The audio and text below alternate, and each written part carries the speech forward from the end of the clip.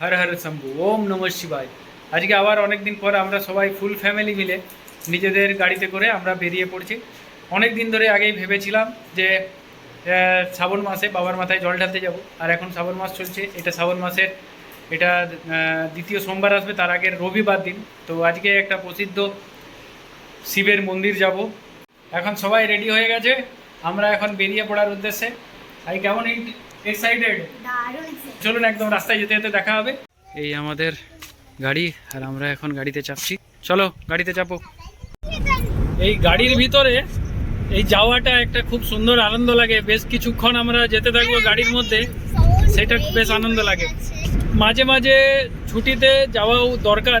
তো আজকে রবিবার, সবাইকারই টাইম হয়েছে, তো ভাবলাম শ্রাবণ মাসে যেমন বাবার মাথায় জলটাও ঢালা হবে আর একটু ঘুরে আসা হবে। কি তাই তো খুশি? আলো ভিডিও করছে, জঙ্গলের মাঝখান দিয়ে বেরিয়ে যাচ্ছি। রাস্তার সিনারিটা খুব সুন্দর। আলো কিছু বলবে আপনাদেরকে, দেখুন।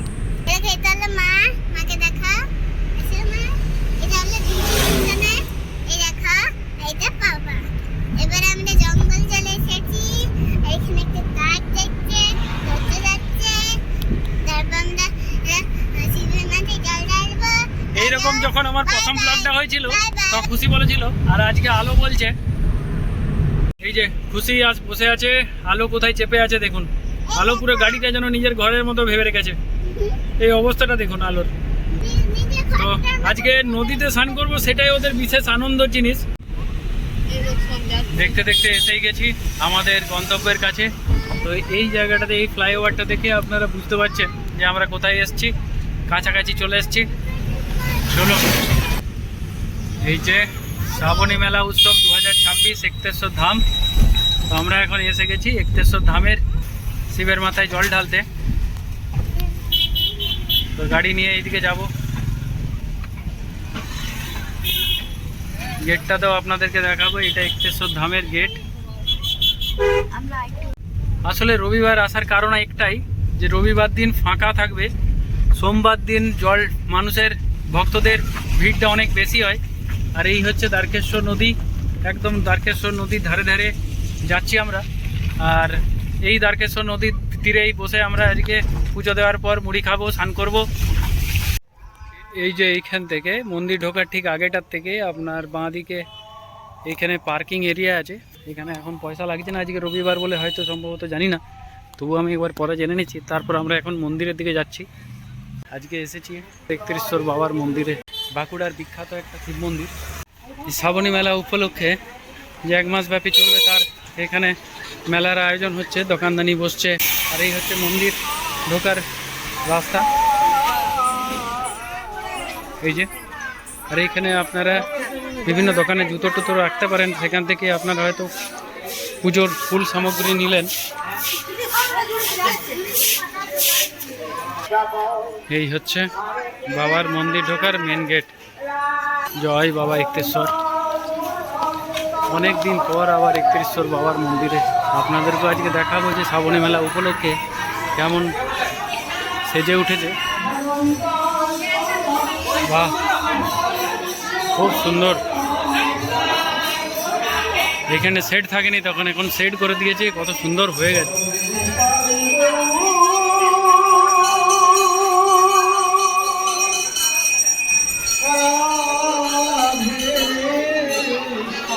কত সুন্দর হয়েছে। আর এইটা আগের থেকেই ছিল।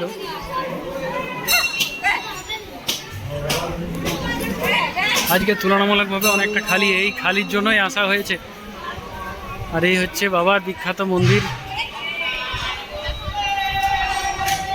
জয় বাবা একতেশ্বর। লাইন আছে, লাইন দিয়ে আমরা ভিতরে ঢুকবো, বাবার মাথায় জল ঢালবো। আর এখানে বসে খাবার জন্য বা রেস্ট করার জন্য ভক্তদের বানানো হয়েছে।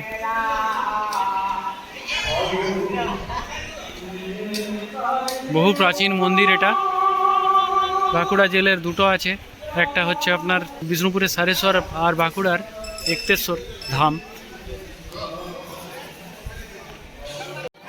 বাবার মন্দিরে এখন প্রবেশ করার জন্য আমরা দাঁড়িয়ে আছি লাইনে। পুজো হলো, পুজো সম্পন্ন হলো, ভিতরে গিয়ে এবার বাবার মাথায় জল ঢালবো আর বাবাকে দর্শন করবো। আর এই হচ্ছে মন্দিরের গর্ভগৃহে ঢোকার জন্য রাস্তা, এখন লাইন আছে।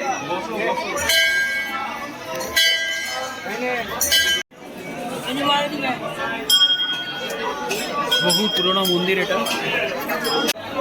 বাবাকে দর্শন করতে, বাবাকে জল ঢালতে অনেকটা নিচে যেতে হয়।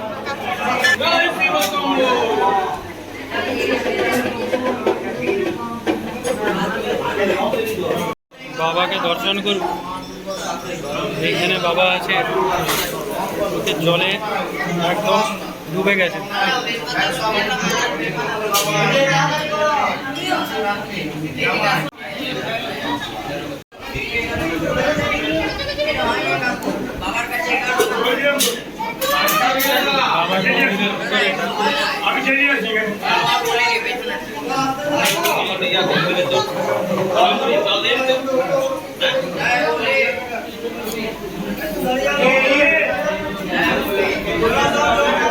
খুব ভালোভাবে বাবার দর্শন করলাম, কোনো রকম কোনো ভিড় ভাড়াক্কা নেই এবং ঠেলাঠুলিও নেই।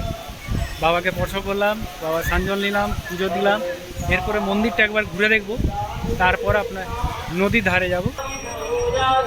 এটা হচ্ছে মা অন্নপূর্ণা মায়ের মন্দির। মা অন্নপূর্ণা মায়ের মন্দির এই মন্দির চত্বরেই আছে। এখানে সাধুদের, ভক্তদের প্রসাদের জন্য খিচুড়ি ভোগ হয়, তো সেগুলো টাইমে টাইমে কোন দিন হয় সেটা জানতে হবে, জেনে পরে সেই দিনে এলে আপনারা ভোগ গ্রহণ করতে পারেন। সূর্য দেবতা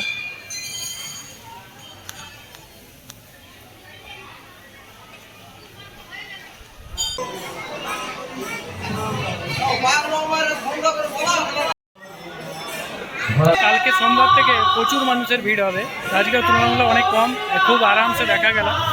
একতেশ্বর বাবার মন্দিরে অন্নপূর্ণার দৈনিক প্রসাদ গ্রহণের জন্য কুপন মূল্য হচ্ছে 70 টাকা। আর এই যোগাযোগ করার জন্য এই ফোন নাম্বারগুলো ফোন করে আপনারা আসবেন যদি আপনারা প্রসাদ গ্রহণ করতে চান। তো মন্দির থেকে কিছুটা আসার পরেই আমরা এই নদীর ধারে দেখতে পেলাম ঘাট আছে বাঁধানো, এইখানে বসেই মুড়ি খাবো আর এইখানে নদীর জলে, তারকেশ্বর নদীর জলে স্নান করব। আর এখান থেকে ব্রিজটাও দেখা যাচ্ছে।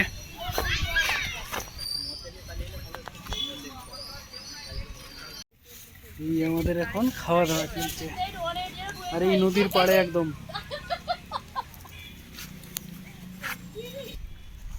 চলো খাওয়া দাওয়াটা হোক, তারপরে এখানে নদীতে ঝাঁপাবো নাকি? হ্যাঁ, নদীতে ঝাঁপাবি তো? আমাদের মুড়ি খাওয়া হয়ে গেছে, এরপরে আমরা নদীতে নামবো।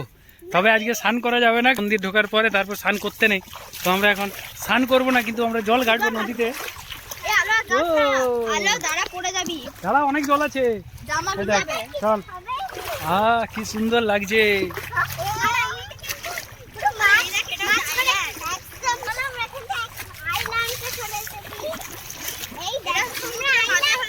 ওইদিকে অনেক জল আছে। আলো,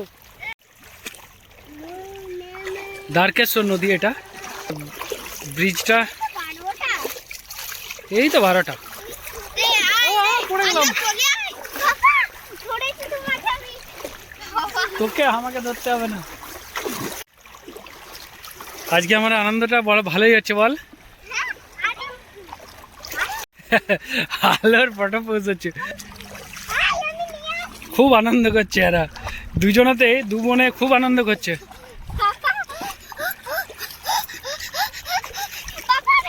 অবস্থাটা দেখুন, ভালো ডুবে যাবি। দিদি আসছে, আসুক। জলের স্রোতের জন্য খুশি, টলমল টলমল করছে।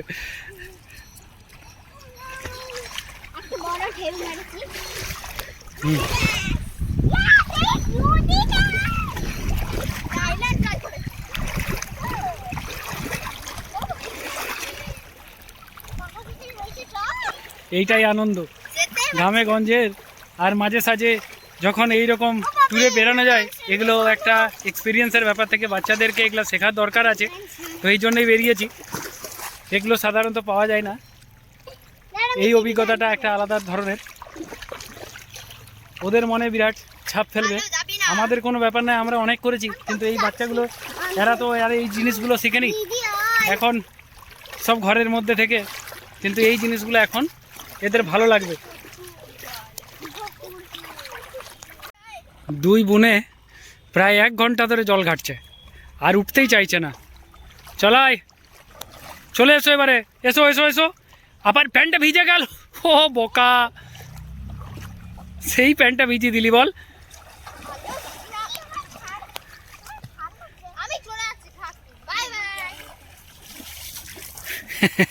আনন্দ দেখুন।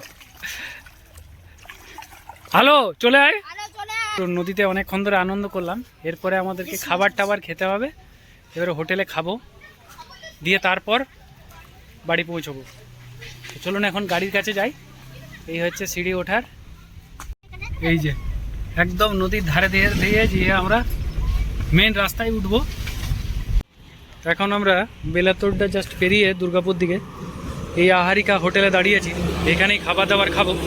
এর যে জায়গাটা, বসার জায়গাটা খুব সুন্দর, দেখাবো আপনাদেরকে। ছোট ছোট কটেজের মতো করা আছে, খুব ভালো লাগে। আলু খুশি সমাপ্তি সব গেছে, এইরকম একটা কোনো ইয়েতে বসবো, খুব সুন্দর করা আছে, ভালো লাগছে। তো এইখানে আজকে খাবার দাবার খাবো। এই হোটেল রেস্টুরেন্টের মধ্যে খাবারের সাথে সাথে বাচ্চাদের জন্য একটু বিনোদনের জায়গা রয়েছে, খুব ভালো জায়গাটা আছে, খাবার দাবারও ভালো। দেখবো, খাবো, এখনো খাবার খাইনি, তার আগে একটু খেলতে খেলে নে, লেগে যাবে বেটা। খুব সুন্দর এই জায়গাটা, এই হোটেলটা, বসার জায়গাটা দারুণ। বাইরে বৃষ্টি হচ্ছে, আর এইদিকের যে বসার জায়গাগুলো, এই যে পিছন দিকে হচ্ছে জমি, এখানে বেগুন চাষ হয়েছে, আরও অনেক সবজির চাষও হয়েছে। তো খুব সুন্দর জায়গাটা, বসে খাওয়ার জন্য দারুণ। আগেও একবার আমরা খেয়েছিলাম, তো এই জন্য আজকে এটা বসেছি। নাম হচ্ছে আহারিকা। তো খাবারের মেনুতে কী কী আছে সেটা আপনাদেরকে জানাবো, কত করে দাম সেটাও জানাবো। আসলে খিদে পেয়ে গেছিলো, সেই জন্য খাবার শুরু করে দিয়েছিলাম। তো এই হচ্ছে আমাদের খাবার, 3টে প্লেট নিয়েছি আমরা, তার সাথে মাছ আছে। আর এই থালিগুলো আপনার 120 টাকা করে থালি, আর তার সাথে দই মিষ্টিও দিয়েছে। আর মাছগুলো আলাদা নেওয়া হয়েছে, রুই, কালিয়া যেটা। তো এখন আমরা খেয়ে নিই, তারপরে আপনাদেরকে রিভিউ জানাবো যে কেমন খেতে। বাইরে বৃষ্টি হচ্ছে, আর এই খোলামেলা খুব সুন্দর লাগছে আজকে, খেতেও ভালো লাগছে, টাইমটা ভালোই কাটছে। খাওয়া দাওয়া ঠিকই ছিল, খুব একটা আহামরিও নয়, খুব একটা খারাপও নয়। এরপর আমরা বেরোবো। তো আমাদের এই ব্লগটাও এখানে শেষ হলো, এরপরে বাড়ি যাব সোজা। একটা দিন মাঝে মাঝে এরকম বাইরে কাটানো এবং ঘোরা সবই প্রয়োজন।